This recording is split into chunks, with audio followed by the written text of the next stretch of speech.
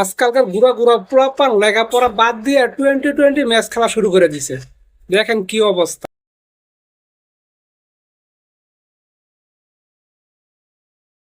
Twenty twenty ম্যাচে যদি খেলবি তাহলে লেখাপড়া করস কি লিগে?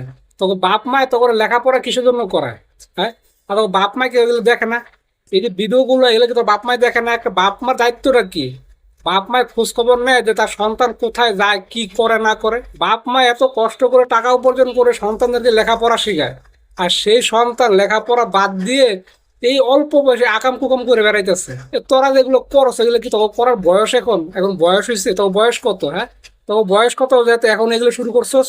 এখন তোমরা টোয়েন্টি টোয়েন্টি ম্যাচ খেলতে, দুদিন পরে ওয়ান ডে খেলবা, তারপরে যে তোমার টেস্ট খেলবা।